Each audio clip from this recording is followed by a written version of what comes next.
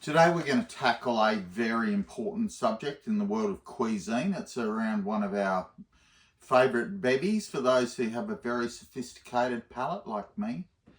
We're going to talk about whiskey. Now, there's two types of whiskey. There's whiskey with an E and there's whiskey without.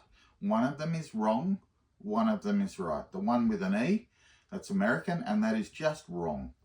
So we're going to be talking about, your top shelf, single malt, Scottish sort of whiskies. And just me being able to say that just shows that I know what I'm talking about. And my friends do revere me as a bit of an aficionado, a connoisseur of good whiskey. In fact, I have quite a enviable collection of whiskey.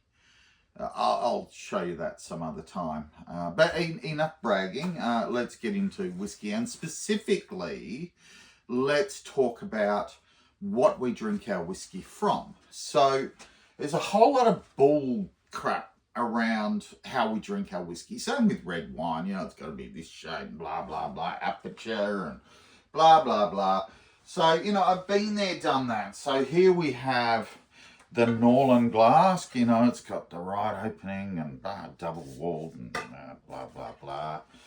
And then we've got the, this one's called a Rauk, R-A-U-K. I have no idea how you say that. Rauk,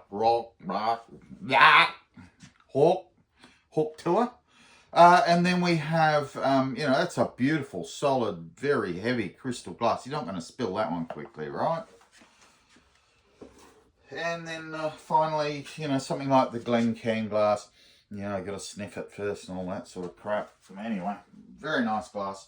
We're going to talk about how we really should be drinking our whiskey. So we're going to use for this example a beautiful Lark Tasmanian whiskey. This is a single malt, matured in tawny cask. It's a very nice drop. In fact, Lark is really the jewel in the Australian whiskey without an E crown. Probably make it out of beautiful Tasmanian creek water, distill that, beautiful. So yeah, Lark. I mean, one bit of business advice for Lark is, if you're going to make 500ml bottles, you can't go charging like 3 times the amount of people who are, putting the good stuff in 750ml bottles. Drop your prices, please. It's very expensive. Anyway. Let's move on to more important things. Let's talk about actually drinking whiskey. So the big problem with these glasses is they're bloody expensive and you can't fit much in. So this is our glass of choice right here. All right, beautiful Yeti, keeps it cold. Don't need those bloody whiskey rocks or whatever it is you want to do, because you don't want to dilute your whiskey too much with water.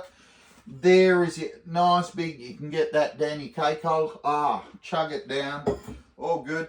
So we're just going to show you how we do this. We just chuck a good swig of Lark in there. It's, what a beautiful drop. Look at this, you can chug it. Oh, just love that Scotch. Absolutely gorgeous. So, and then the best thing is that you can fit a whole can of Coke in there. Some ice as well.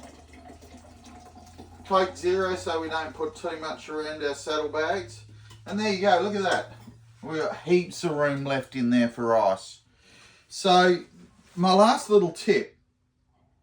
Much better, much better.